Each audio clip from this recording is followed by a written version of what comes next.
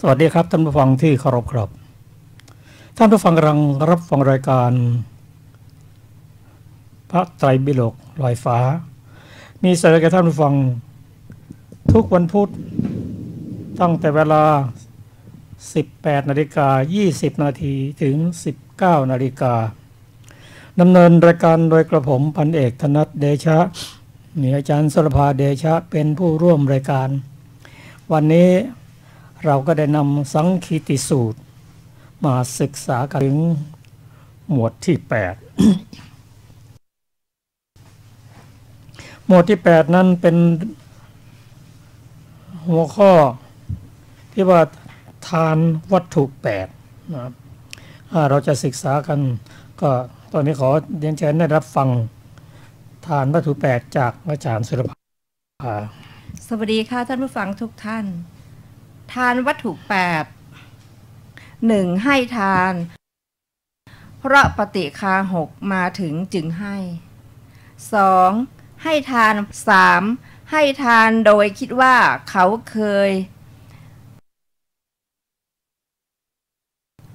ได้เคยให้แก่เรา 4. ให้ทานโดยคิดแก่เรา 5. ให้ทานโดยคิดว่าการให้ทานเป็นการดี 6. ให้ทานโดยคิดว่าเราหุงต้ม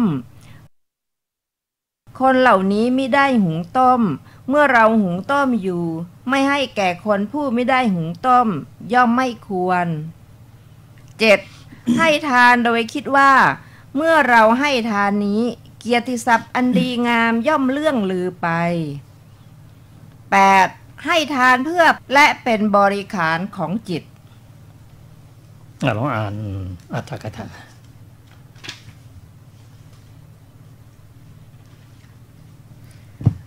อัตถกถานะคะบทว่าทานวัตถุนี่คือเหตุแห่งทาน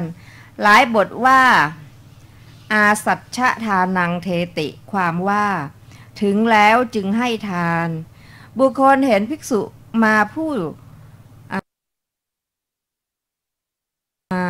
บุคคลเห็นภิกษุผู้มาแล้วเทียวนิมนต์ท่านให้นั่งครู่หนึ่งเท่านั้นแล้วจึงกระทำให้ทานย่อมไม่ลำบากด้วยการคิดว่าเราจักให้ความหวังในการให้แห่งการให้ด้วยประการชนี้เหตุทั้งหลายมีความกลัวเป็นต้นแม้ในคำเป็นต้นว่าให้ทานเพราะความกลัวบัณฑิตพึงทราบว่าเป็นเหตุแห่งการให้บรรดาเหตุเหล่านั้นความกลัวหรือความกลัวต่ออบายว่าบุคคลผู้นี้เป็นผู้ไม่ให้ทานเป็นผู้ไม่กระทำสักการะชื่อว่าความกลัว 2. บทว่าอัฏฐาสิเมความว่าบุคคลย่อมให้ตอบด้วยคิดว่าบุคคลนั้นได้ให้วัตถุชื่อนี้แก่เราใน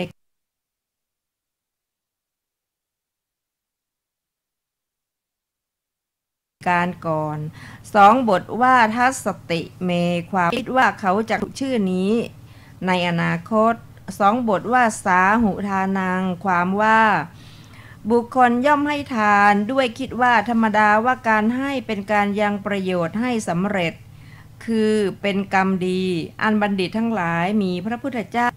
ทรงสรรเสริญแล้วหลายบทการจิตตะ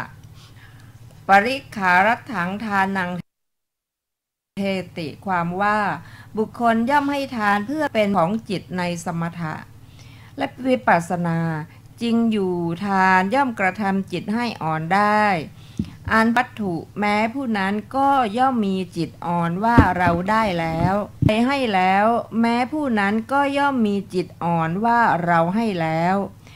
ทานย่อมกระทำจิตของบุคคลแม้ไม่สอนให้อ่อนได้ด้วยประการฉนี้เพราะเหตุนั้นนั่นแลพระผู้มีพระภาคเจ้า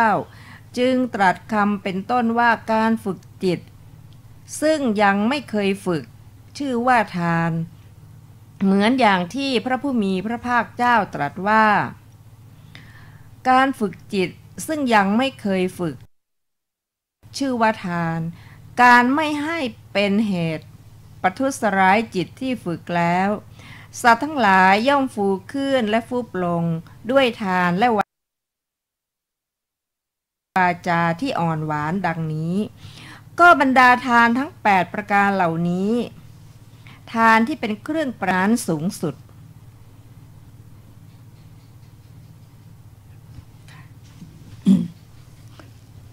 ท่านผู้ฟังที่เคารพครับทานวัตถุ 8 แปลว่าเหตุแห่งทาน8ประการการให้ทานนี้เราศึกษาไปแล้วเห็นว่าจะเป็นบุญเบื้องแรกทานศีลสมาธิและปัญญา จากพระสูตรต่างๆเราจะเห็นว่าบุคคลที่พร้อมที่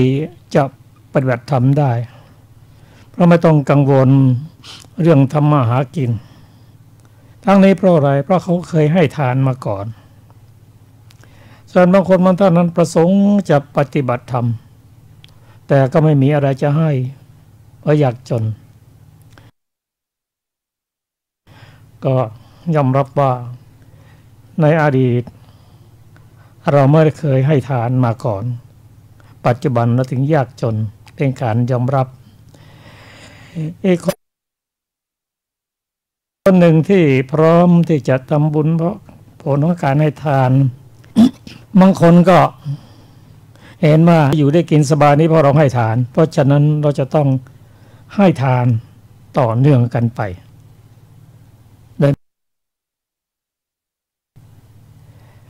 มาจากการไม่อิ่มในทานนี้เราจะเห็นว่า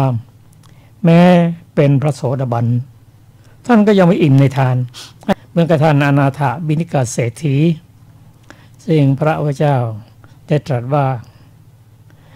ท่านคฤหบดี ท่านในทานจนยากจนท่านยังให้ทานอยู่หรือเปล่าอนาถกราบทูลว่าข้าพระองค์ยังให้ทานอยู่แต่วัตถุทานของข้าพระองค์ไม่ประณีตเหมือนครั้งก่อน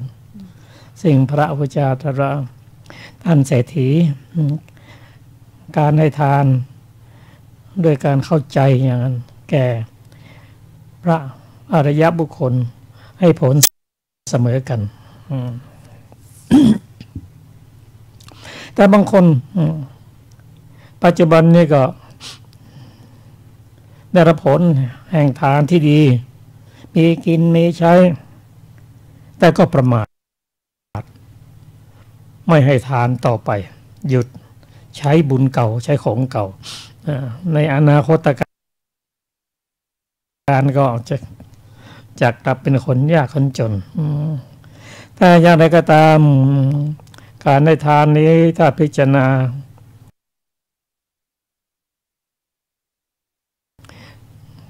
เห็นว่าเริ่มต้นได้เป็นปรมัตถฐานตามลำดับการให้ทานนี้จะเห็นว่าในทางพุทธศาสนานั้นเห็นว่าการให้ทานมีแต่หาผู้ให้ทานไม่ได้หมายความว่าตัวเจตนาน่ะเป็นตัวให้ทาน ตัวทำบุญ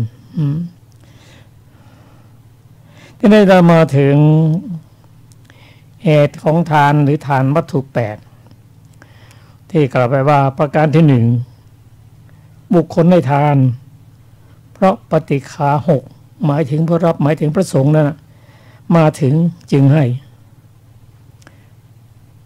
ถ้าพระสงฆ์ไม่มาปฏิฆา6ไม่มาก็ไม่ได้ให้ทานแต่อย่างไรก็ตามมาศึกษาดูว่าบางคนผู้ให้ทานนั้นเตรียมอยู่แล้วเพราะปฏิฆา6นั้นมาถึงบ่อยหรือทุกวันก็เตรียมไปละแต่ถ้าเตรียมแล้วท่านไม่มาก็ไม่ได้ให้ทานสรุปแล้วให้ทานเพราะปฏิฆา6มาถึงแล้วจึงให้ทาน นี่เราจะศึกษาในรายละเอียดอีกทีหนึ่ง ประการที่2นั้น ให้ทานเพราะกลัวอะไรกลัวคนอื่นก็จะตำหนิบุคคลนี้เนาะบ้านก็อยู่ใกล้วัดข้าวทักพีหนึ่งก็ไม่เคยถวายเลยอันนี้ในพระสูตรก็มีอยู่นะแต่บางคนนั้นกลัวเขาว่าให้ฐานะก็ดีอะไรก็ดีไม่ให้ทานเลยดูชาวบ้านให้ทานกันกลัวเขาจะตำหนิก็ให้ทานก็มี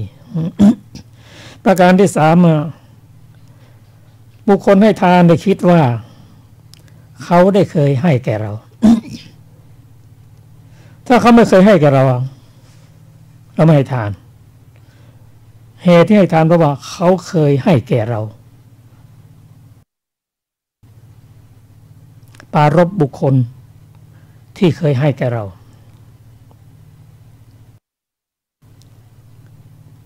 ประการที่สี่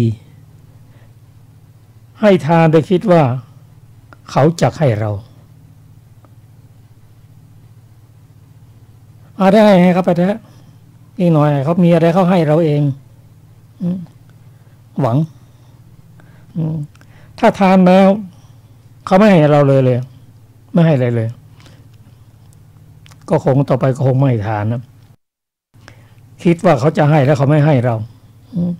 ทานโดยคิดว่าเขาจะให้เรา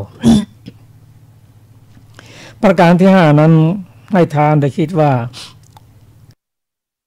การให้ทานเป็นการดีอันนี้ก็เข้ามาใกล้ในทางบุญการให้ทานเป็นการดีผู้ให้ทาน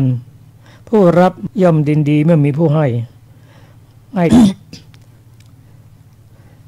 เราจะเห็นว่าบุคคลบางคนเคยยากจนมาตอนหลังก็ทำมาค้าขายทำกิจการจนร่ำจนรวยจนเป็นเศรษฐีว่าที่เรารวยนั้นเราเป็นเศรษฐีเนี่ยเพราะคนจนนั่นเองถ้าเขาไม่มีเขาเราก็ไม่ดีเพราะฉะนั้นการดีถือว่าเป็นการตอบแทนบุญคุณก็ได้เพราะคำสอนพระองค์เนี่ยมันสามารถที่จะแปลไปได้แต่ถือว่าถ้าให้ทานนั้นเป็นการดีการไม่ให้ทานเลย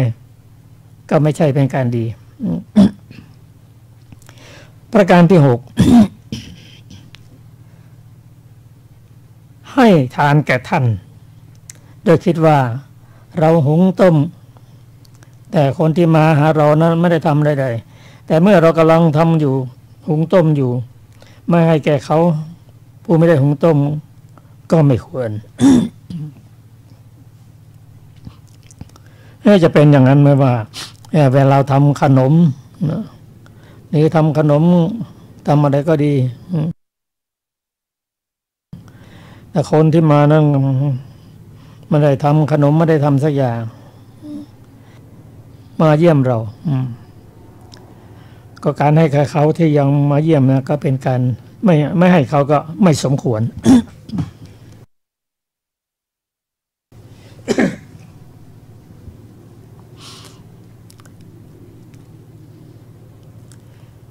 ในพระสูตรก็มี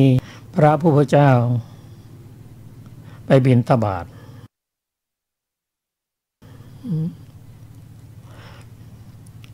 คนเหล่านั้นบอกว่าพระคุณเจ้านิมนต์ไปที่อื่นเถิดทำไมได้แต่ขอพระพุทธเจ้าเราทำ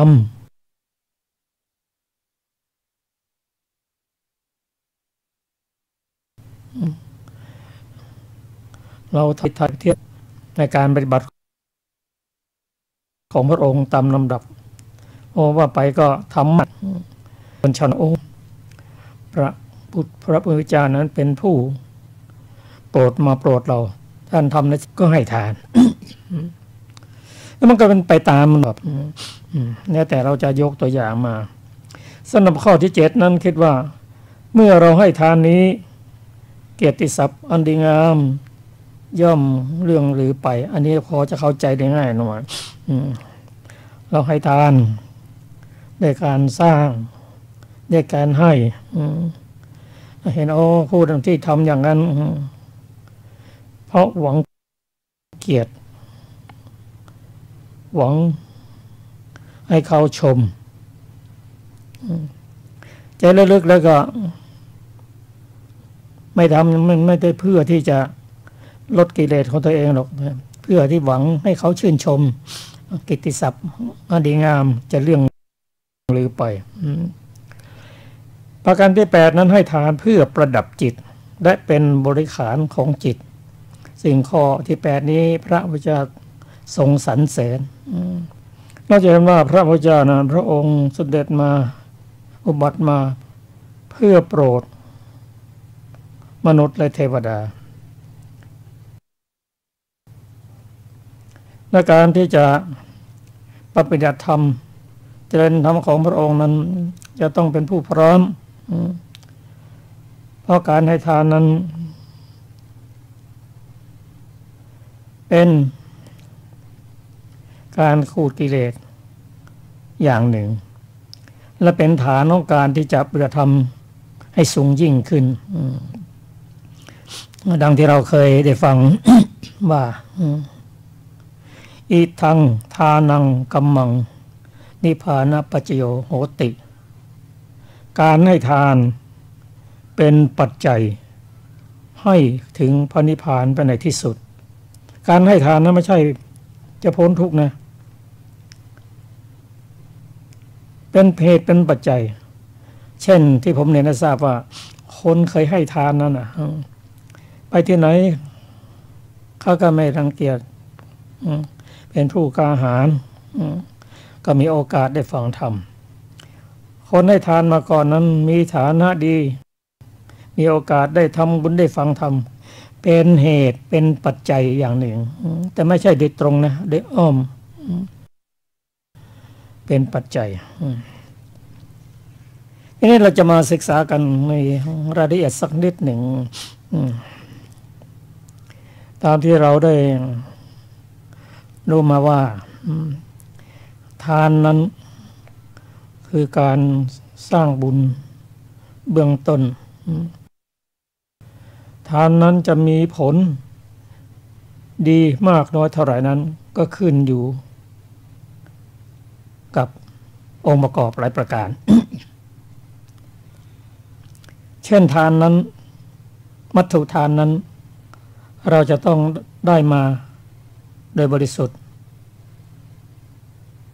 เรียกว่าด้วยลำแข้ง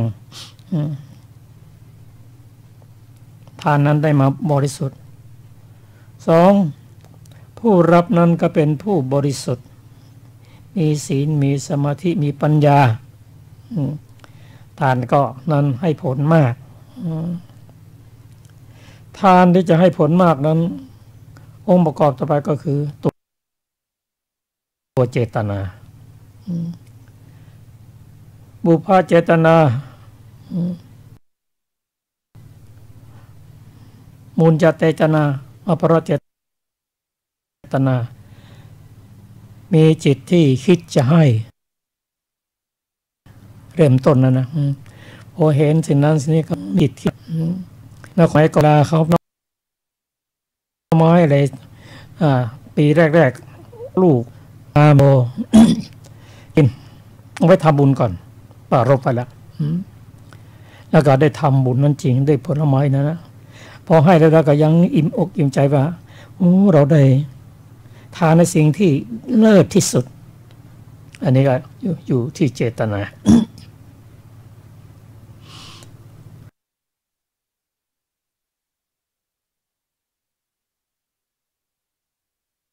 อยู่ที่ความเข้าใจถ้ามีความเข้าใจในการเช่นการให้ทานนั้นนึกถึงสิ่งที่จะตามมาภายหลังเช่นดังข้อ8นะประดับจิตเป็น บริขารของจิตขอให้ได้พ้นจากทุกข์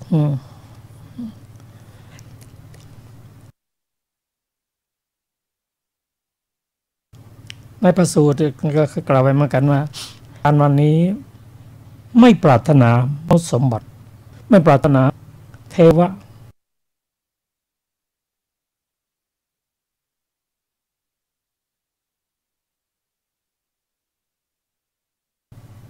สมบัติแต่ความเข้าใจโดยเฉพาะปุถุชนนั้นแล้วก็พิจารณาพระองค์ตรัสไว้อย่างใดที่จะเป็นบุญให้สิ่งเกิดก็ได้รับผลที่เลิศให้สิ่งเสมอตัวก็ได้ผลเสมอตัวทานที่ของเร็วๆก็ได้ของที่เหลือตอบแทนอันนี้คนสมัยก่อนเขาก็แสดงเป็นผู้ที่มีความเข้าใจในทางพุทธศาสนาแต่ส่วนมากเราอย่างนั้นนะดูถ้าจะให้ทางขายเนี่ยนี่ยังดีอยู่นะเอาไว้ก่อนถ้าทานแล้วเขาจะไม่มีใช้เราทำไงเราไม่ให้ทีสองคนผัวเมียที่ไม่มีผ้าคลุมผืนเดียวนะถ้าเราให้พระมณีก็ไม่มีห่มถ้าเราให้เราก็ไม่มีโอกาสว่าออกข้างนอก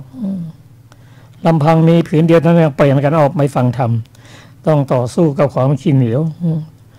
จนถึงยามสุดท้ายนะไม่ต้องห่วงทานเป็นไงเป็นกันอันนี้ก็เป็นลักษณะของการให้ทานครับจะมาถึงหัวข้อ346 8เขาเชิญอาจารย์สุรภาทานุปฏิ8 1ดูก่อนผู้มีอายุทั้งหลายบุคคลบางคนในโลกนี้ย่อมให้ข้าวน้ำผ้ายานดอกไม้ของหอมเครื่องลูบไล้ที่นอนที่พักและสิ่งที่เป็นอุปกรณ์แก่ประทีปเป็นทานแก่สมณะหรือพราหมณ์เขาย่อมมุ่งหวังสิ่งที่ตนถวายไปเขาเห็นกษัตริย์มหาศาลพราหมณ์มหาศาลหรือผู้เพียบพร้อมพรั่งพร้อมได้รับการบำรุงบำเรอด้วยกามคุณ5อยู่เขาจึงคิดอย่างนี้ว่าโอ๋หนอเบื้องหน้าแต่ตายเพราะกายแตกเราพึงเข้าถึงความเป็นสหายของกษัตริย์มหาศาลพราหมณ์มหาศาลหรือคฤหบดีมหาศาลเขาตั้งจิตนั้นไว้อธิษฐานจิตนั้นไว้อบรมจิตนั้นไว้จิตของเขานั้นน้อมไปในสิ่งที่เลวได้รับ อบรมเพื่อคุณเบื้องสูงย่อมเป็นไปเพื่อเกิดในที่นั้นก็ข้อนั้นแลเรากล่าวสำหรับผู้มีศีลมิใช่ผู้ทุศีลดูก่อนท่านผู้มีอายุทั้งหลายความตั้งใจของผู้มีศีลย่อมสำเร็จได้เพราะเป็นของบริสุทธิ์ 2. ดูก่อนผู้มีอายุทั้งหลายข้ออื่นอีกบุคคลบางคนในโลกนี้ย่อมถวายข้าวน้ำผ้ายานดอกไม้ของหอมเครื่องลูบไล้ที่นอนที่พักและสิ่งที่เป็นอุปกรณ์แก่ประทีปเป็นทานแก่สมณะหรือพราหมณ์เขาย่อมถวายไปมาว่าพวกเทพจาตุมหามีอายุยืนมีวรรณะมากด้วยความสุขดังนี้เขาจึงคิดว่าโอ๋หนอเบื้องหน้าแต่ตายเพราะกายแตกเราพึงเข้าถึงความเป็นสหายของเหล่าเทพจาตุมหาราชิกา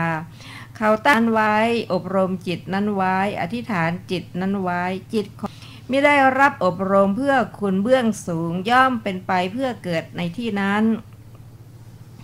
ก็ข้อนั้นแลเรากล่าวสำหรับผู้มีศีลไม่ใช่ผู้ทุศีลท่านผู้มีอายุทั้งหลาย ความตั้งใจของผู้ย่อมสำเร็จได้เพราะเป็นของบริสุทธิ์ 3. ดูก่อนผู้มีอายุทั้งหลายข้ออื่นอีกบุคคลบางคนในโลกนี้ย่อมถวายข้าวน้ำผ้ายานดอกไม้ของหอมเครื่องลูบไล้ที่นอนที่พักและสิ่งที่เป็นอุปกรณ์แก่ธรรมนัสเขาย่อมมุ่งตนถวายไปเขาได้ยินว่าเทวดาชั้นดาวดึงส์ย่อมสำเร็จได้เพราะเป็นของบริสุทธิ์ 4. ดูก่อนท่านผู้มีอายุข้ออื่นอีกบุคคลบางคนในโลกนี้ย่อมถวายความเหมือนกับข้อก่อนนะคะเขาได้ยินว่าพวกเทพเหล่ายามานะคะย่อมสำเร็จได้เพราะเป็นของบริสุทธิ์ 5. ดูก่อนท่านผู้มีอายุทั้งหลายข้ออื่นโลกนี้ย่อมถวายนะคะเขา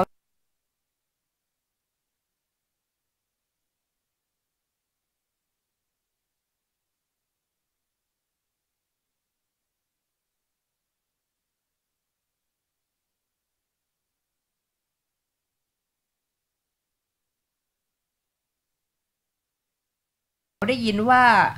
พวกเทพเราดุสิตย่อมเป็นข้อโลกย่อมสำเร็จได้เพราะเป็นของบริสุทธิ์ท่านผู้มีอายุทั้งข้ออื่นอีกบุคคลบางคนในโลกนี้ย่อมถวายเป็นต้นนะคะเขาได้ยินมาว่าพวกเทพเราปรนิมมิตะวสวัตตีมีอายุยืนมีวรรณะมากด้วยความสุขดังนี้เขาจึงคิดว่าโอ๋หนอเบื้องหน้าแต่ตายเพราะกายแตกเราพึงเข้าถึงความเป็นสหายของเราเทพปรนิมมิตะวสวัตตีเขาตั้งจิตนั้นไว้อธิษฐานจิตนั้นไว้อบรมจิตนั้นไว้จิตของเขานั้นน้อมไปในสิ่งที่เลวไม่ได้รับอบรมเพื่อคุณเบื้องสูงย่อมเป็นไปเพื่อเกิดในที่นั้นก็ข้อนั้นแลเรากล่าวสำหรับผู้มีศีลมิใช่ผู้ทุศีล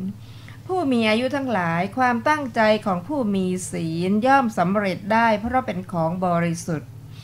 8. ดูก่อนท่านผู้มีอายุทั้งหลายอีกข้อหนึ่งบุคคลบางคนในโลกนี้ย่อมถวายข้าวน้ำผ้ายาดอกไม้ของหอมเครื่องลูบไล้ที่นอนที่พักและสิ่งที่เป็นอุปกรณ์แก่ประทีปเป็นทานแก่สมณะหรือพราหมณ์เขาย่อมมุ่งหวังสิ่งที่ตนถวายไป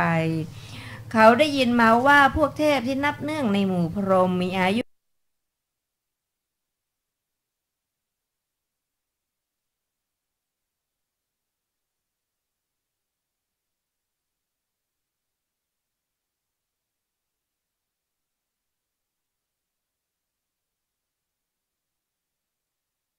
ยืนมีวรรณะมากด้วยความสุขดังนี้เขาจึงอย่างนับเนื่องในหมู่พรหมในจิตของรับพรหมเพื่อคุณเบื้องสูงย่อมเป็นที่ก็ข้อนั้นแลเรากล่าวสำหรับผู้มีศีลไม่ใช่ผู้ทุศีล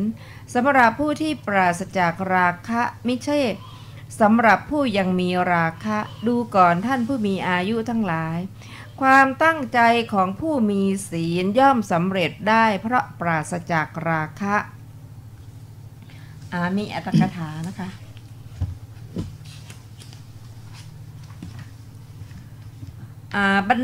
บทว่าทานูปฏิโยความว่าเข้าถึงเพราะทานเป็นปัจจัยบทว่าทหติแปลว่าตั้งไว้คำว่าอธิษฐาติเป็นไวยพจน์ของคำว่าทหตินั้นนั่นแหละบทว่าภาเวติแปลว่าให้เจริญ2บทว่าหินเนวิมุตตังความว่าหลุดพ้นกามคุณ5อันเลวบทว่าอุตริอภาวิตังความว่าแต่นั้นไม่อบรมเพื่อต้องการมรรคผลอันยอดเยี่ยม2บทว่าตัดรูปปัตติยาสังวัตติความว่าบุคคลปรารถนาเกิดที่ใดกระทำกุศลไว้ก็ย่อมเป็นไปพร้อมเพื่อประโยชน์แก่การเกิดในที่นั้นๆบทว่าวีตราคัสสะความว่าผู้มีราคะอันตัดได้เด็ดขาดด้วยมรรคได้ด้วยสมาธิจริงอยู่สัตว์ไม่อาจที่จะเกิดในพรหมโลกได้ด้วยกุศลสักว่าทานเท่านั้น ก็ทานย่อมเป็นเครื่องประดับเป็นบริวารของจิตในสมาธิและวิปัสสนาอ่อนโยนเพราะทานนั้นเจริญพรหมวิหารแล้วย่อมบังเกิดในพรหมโลกได้เพราะเหตุนั้นท่านพระสารีบุตรจึงกล่าวไว้ว่าของผู้มีราคะไปปราดแล้วไม่ใช่ของผู้มีราคะบริษัทของกษัตริย์ชื่อว่าขัตติยปริษัทบริษัทของกษัตริย์อธิบายว่าหมู่ในบททั้งปวงก็นัยนี้นั่นเทียวสำหรับทานุปฏิ8นั้นถ้าเราจะมาวิเคราะห์กันเกี่ยวกับเรื่องการให้ทานคือการชำระจิตของตนการไม่ให้ทานเป็นคนตระหนี่ทีเหนียวนะสองอย่างเนี้ยการให้ทานเป็นสิ่งที่ดีการให้ทานเป็นการดี ทีนี้เรามาดูว่าการให้ทานนั้นถ้าผู้มีศีลให้ทานแล้วก็ดีกว่าผู้ไม่มีศีลและให้ทานต้องมีศีลก่อนแล้วให้ทานเช่นคนไม่มีศีล5เลยฆ่าสัตว์แล้วมาแล้วถวายพระภิกษุเราต้องแยกกันว่า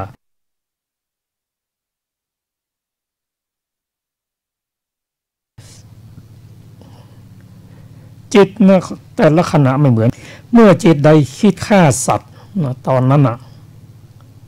ไม่มีศีลแล้ว เป็นบาปแน่นอนแต่เขาทำอาหารนะถวายทำให้บุญได้บุญได้บุญ เพราะขณะจิตนะเขามีจิตทำบุญโทสะก็ดับไปโทสะเกิดขึ้นแล้วก็ดับไปมันคนละขณะกันขณะจิตเป็นบุญก็เป็นบุญเป็นบาปก็ไม่เป็นบาปแยกกันให้ออกว่านี่พูดถึงการ ตัวเจตนา บุคคลที่มีศีลนั้นวัตถุของเขานั้นบริสุทธิ์เขาให้ทานก็บริสุทธิ์กว่าแต่มันผิดหวังอย่างไรคนที่บริสุทธิ์นะหวังอะไรก็ได้อย่างนั้นและคนที่เขาไม่มีศีลก็จริงแต่เขาได้สิ่งนั้นมาแล้วก็เช่นฆ่าสัตว์แล้วมาปรุงอาหารถวายพระนะเป็นบุญเป็นบาปเป็นบกเป็นบุญแล้วทำไมถึงไม่ได้ผลบอกไม่ได้ผลเพราะว่าจิตที่เป็นบาปนั้นหรือไม่มีศีลนะพาไปตกนรกฆ่าสัตว์แล้วตกนรกเพราะฉะนั้นสิ่งที่เขาจะรับได้คือความเป็นผู้ทุศีลนั่นแหละที่ฆ่าสัตว์ต่อชีวิตมันมีศีลก็ตกไปในอบายนั้นเป็นผลของเขาต่อเมื่อพ้นจากอบายนั้นไปก็ไปรับผลในสิ่งที่เขาได้ทำไว้ในสิ่งที่ดีที่งามแต่ทั้งนี้ทั้งนั้นก็ต้องดูว่าอันไหนจะมากหนักก่อนมีน้ำหนักมากกว่ากัน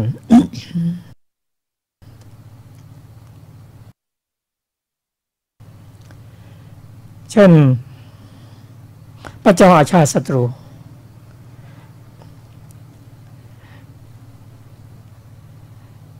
ยังเป็นหนุ่มนั้นอยู่ยังได้ฆ่าพระองค์พระชนพระราชบิดาซึ่งท่านเป็นพระเจ้าพิมพิสารนั้นเป็นพระโสดาบันปิตุขาดหนักไม่มีกรรมอะไรแต่จะไปห้ามได้แต่เขาก็มีคุณความดีพอระลึกได้แล้วก็ทำบุญอุปถากพระพุทธเจ้าและเป็นประธานฝ่ายคฤหัสถ์คือเป็นพระเจ้าแผ่นดินที่เป็น ประธานในการสังฆายนาพระพุทธศาสนาครั้งที่หนึ่งส่วนที่เป็นบาปก็เป็นบาปเป็นบุญก็เป็นบุญแต่ส่วนที่เป็นบาปนั้นที่เรียกว่ากรรมหนักครุกรรม5 ประการไม่มีอะไรจะห้ามได้เพราะฉะนั้นพอสิ้นพระชนม์ก็ตกไปในนรกมหาเวทต่อเมื่อพ้นจากนั้นแล้วก็จะได้รับผลบุญกล่าวกันว่าจะได้เป็นพระปัจเจกพุทธเจ้าเพราะฉะนั้นเรื่องผลของกรรมในทานุปตินี่เกี่ยวเรื่องอันต่างๆนั้นจึงน่าสนใจอย่างยิ่งซึ่งเราจะนำมาศึกษากันต่อไปสำหรับวันนี้นะคะรายการพระไตรปิฎกลอยฟ้าก็หมดเวลาแล้วขอบคุณทุกท่านที่ติดตามชมแล้วก็ฟังรายการนี้ฮะพบกันใหม่ในวันพุธหน้าสวัสดี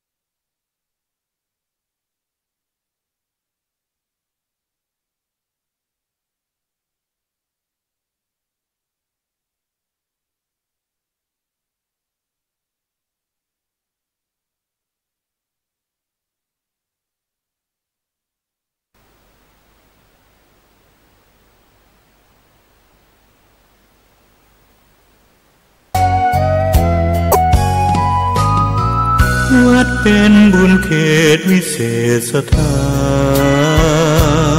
นเหมือนทิพย์วิมานของหมู่ประชาสะอาดรื่นรมด้วยร่มเงาไม้ได้ร่วมศรัทธา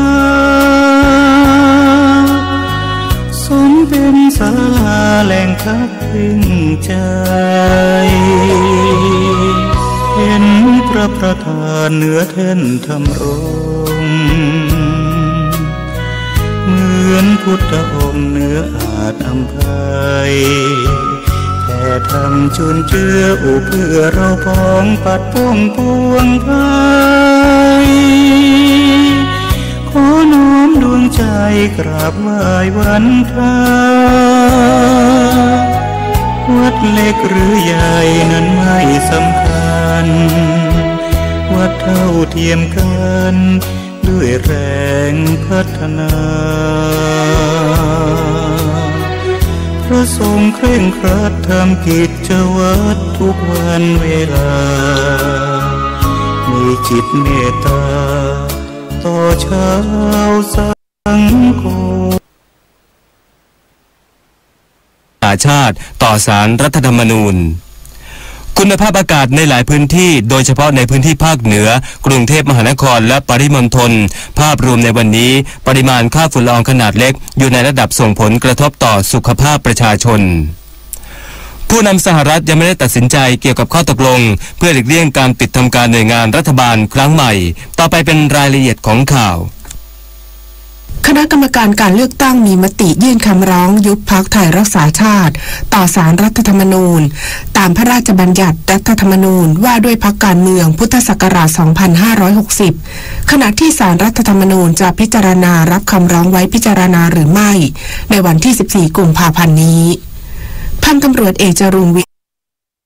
พงษ์มาเลขาธิการคณะกรรมการการเลือกตั้งเป็นตัวแทนในทะเบียนพรรคการเมืองนำเอกสารคำร้องยุบพรรคไทยรักษาชาติที่คณะกรรมการการเลือกตั้งได้พิจารณาจากกรณีพรรคไทยรักษาชาติมีหนังสือแจ้งรายชื่อบุคคลเพื่อเสนอแต่งตั้งเป็นนายกรัฐมนตรี1รายชื่อและการดำเนินการดังกล่าวถือเป็นปฏิปักษ์ต่อการปกครองในระบอบประชาธิปไตยอันมีพระมหากษัตริย์ทรงเป็นประมุขจึงมีมติให้ยื่นคำร้องต่อศาลรัฐธรรมนูญให้มีคำสั่งให้ยุบพรรคไทยรักษาชาติตามพระราชบัญญัติประกอบรัฐธรรมนูญว่าด้วยพรรคการเมืองพุทธศักราช